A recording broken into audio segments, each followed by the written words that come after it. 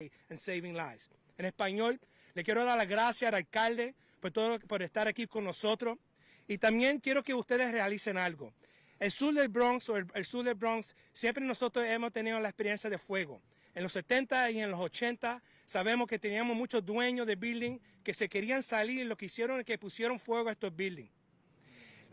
Las casas que tenemos aquí atrás de nosotros fue parte de realizar y traer el development para atrás a nuestra comunidad. Estas casas están aquí desde los 80. Es un orgullo para estas familias de ingreso bajo que pueden ser dueños de casa. Lo que ocurrió aquí nos ha devastado a nosotros, pero sabemos el amor que nuestras familias tienen para uno al otro.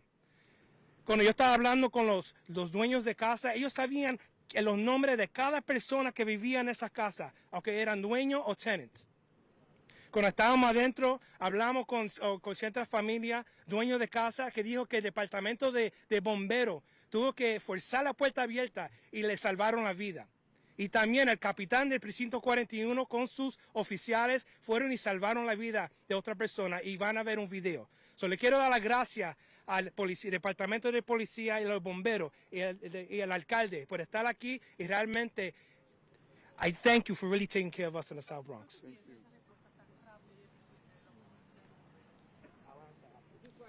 Yes, yes.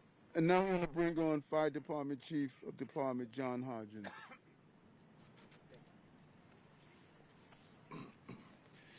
Good afternoon. Fire Department received the call this morning, and we responded, and we were here within 4 minutes. There was a large explosion of one of the dwellings that was attached on both sides by other buildings. Our units quickly entered the buildings that were not collapsed to conduct searches, just in case there were any occupants that did not get out. We did not find anybody else, which is good news.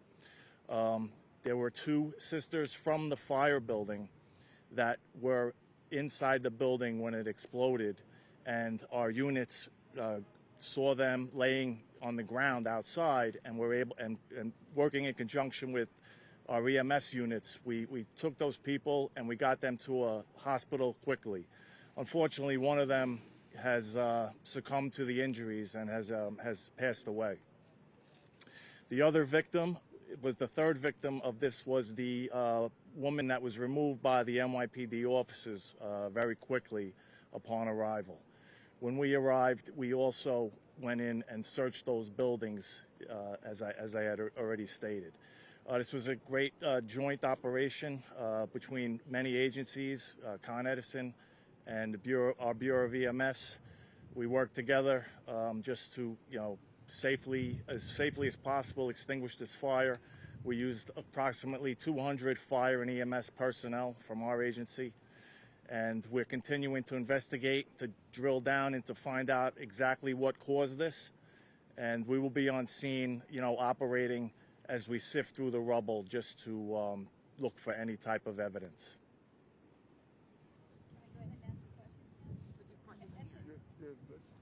We're going to do that after.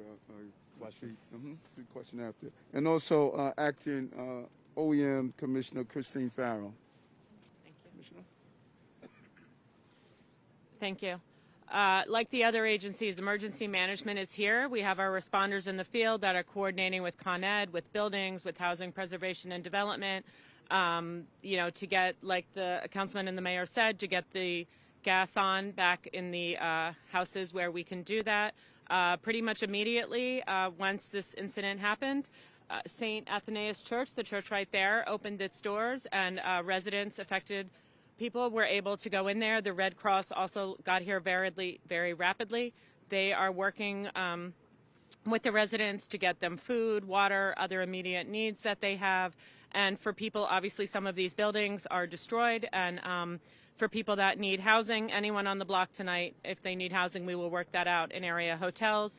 There are a couple of reports of pets. We will work with the agencies to remove any pets that need to be.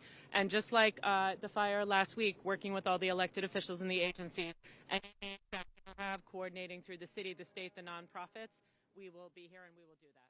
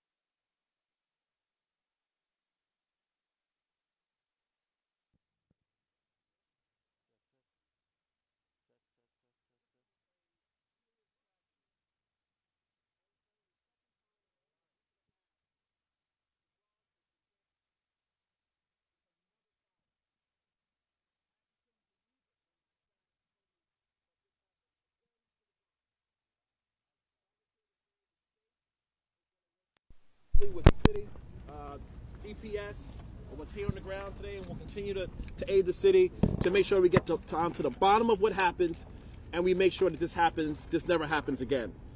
My heart goes out to the families who've been affected.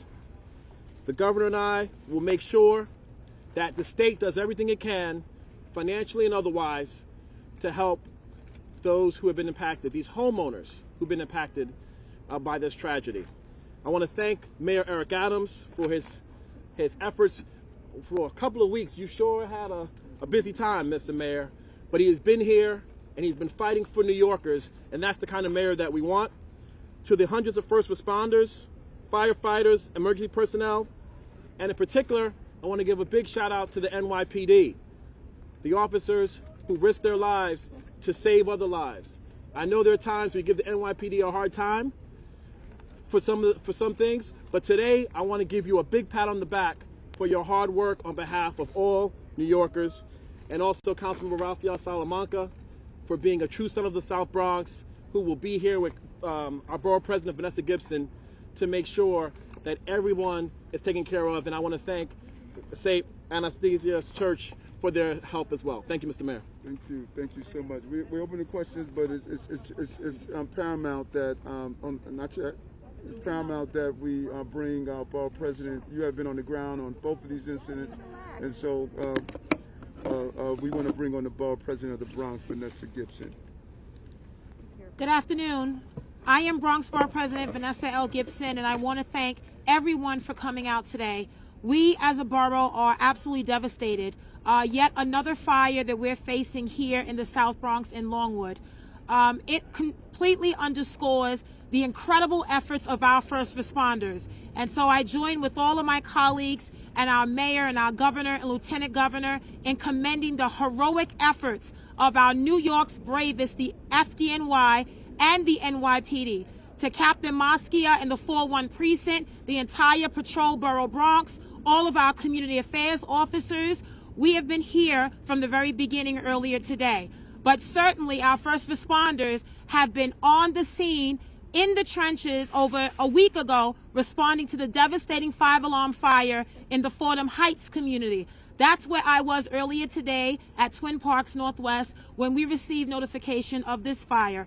And so while the Bronx is no stranger to fires, we are going to continue to work together as a community to make sure that we provide all of the services that are necessary for the homeowners and for the residents. And so we want to lift up those families that have been impacted by this fire.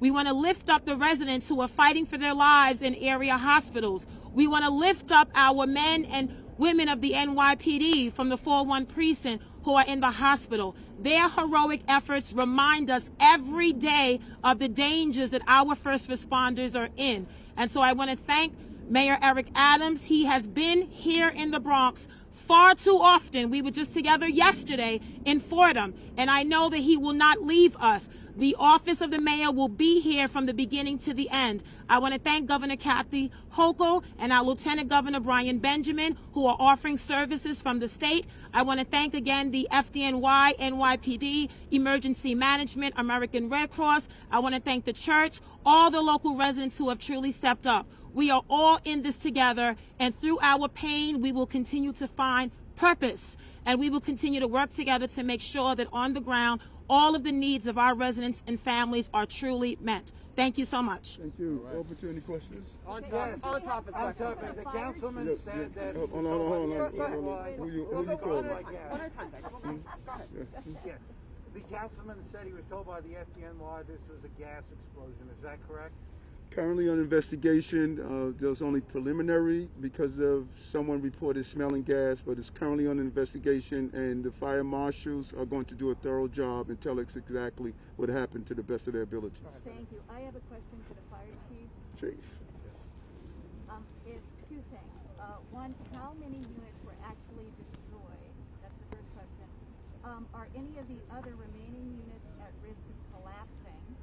And how many families have had to be relocated as a result?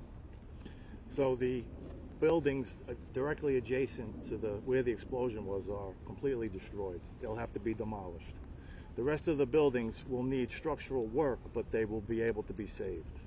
Okay, so the 3 units 3 units were destroyed. And how many units are in there? I believe it's 5 or 6. I'm not sure. Okay, all right, but those people will be able to go back into their units tonight. I don't know. Not tonight. No, they will not be able to go back tonight. They're going to need work. Structural. There was some structural damage to all of the buildings. 3 of them cannot be saved. The other 2 will be able to be saved. The mayor mentioned that there was a smell of gas beforehand. How far in advance was that, and how strong was that? What was the circumstance of that? We had a report of somebody who did smell gas in advance of it. There was an explosion, and right now we're just investigating just to make sure that we get to get it right on what was the cause of this explosion. About how far in advance that report came in? It came in early this morning. Go ahead. So the FDNY brought the 2 sisters to the hospital. One of those unfortunately passed away. Is that correct? Yes. And then the third person is of the 68-year-old. That was who the NYPD Yes. brought out. Yes. And she's expected to be okay. She has serious injuries, but not expected to pass. And the other sister, is she still in critical condition? Is that Serious condition. How old is she? All of the victims were in the 60s. 60. On topic questions? Any more? Why is ATF on the scene? What is their role? ATF works with the Arson and Explosion Division of the NYPD, who works with the fire marshals. Any indication of foul play? Not at this time. Everything's under investigation. Any prior complaints around gas at this location or along this block? No. Down here? the injuries of the 2 sisters, were they actually burned in a fire or what? No, they were not. They did not sustain burns. They had, traumatic injuries from the explosion. From the explosion? Yes. So there were 2 sisters who lived in that unit. They were the only ones who lived in that unit? Yes. Okay, but you guys found them outside when you got here. They were outside already. Yes. And they are both in their 60s? Yes. One's in serious, one fatal. Yes. Do you have names yet on these folks? I do not have the names yet. Over here? I got a question for the mayor. What outlet are you with? Are you with the press or you or not? Okay, No, then you can see we're me doing after. When I press finish, I'll questions talk to right you. I now. won't leave until I speak with you. Okay, we're gonna get the press out of the way. Anybody else? All right. Thanks all.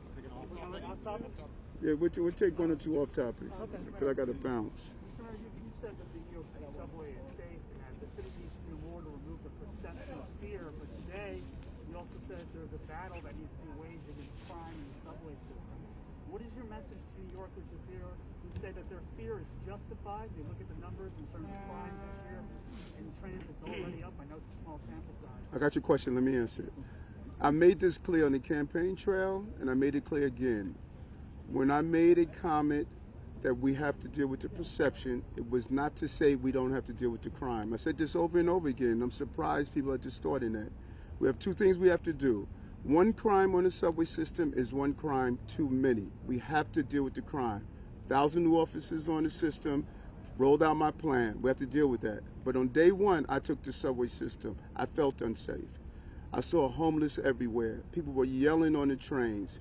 There was a feeling of disorder. So as we deal with the crime problem, we also have to deal with the fact people feel unsafe. That's the dual battle that I have. Because if we don't do them both together, then we fail. I'm going to deal with the crime, but I'm also going to make people feel safe on their system. And that was the comment that I made. How does your perception of unsafety, your own personal feeling of unsafety, affect your ridership? Do you feel inclined to ride the train less, perhaps, because of your own feelings that you mentioned? No, I took the train today to go to Stephen McDonald's service today. I got on the train. I took the train throughout the week. I take the train a lot. And the real reason I know that there's a feeling of disorder is because of what I see on the train. People don't want to be on the subway system watching people yell and scream. They don't want to be on the system where they don't feel safe. And I know when I'm on this system, I feel what they're feeling because I use the system. And we must deal with the real crime that's on underground, but we also must make people feel that they're safe underground as well. Thank you. Thank you all. Thank you. Thank you. Who's that young man? Yes. Sir, Chief, can I talk to you? Excuse me. Mr. Sullivan. Councilman. It's under here somewhere. There we go. Oh boy. Good catch. There we go. I replaced all the batteries and it's still not working, so I think it might just be the cold. Yeah. That's what I'm going to go with. That kills my phone battery instantly.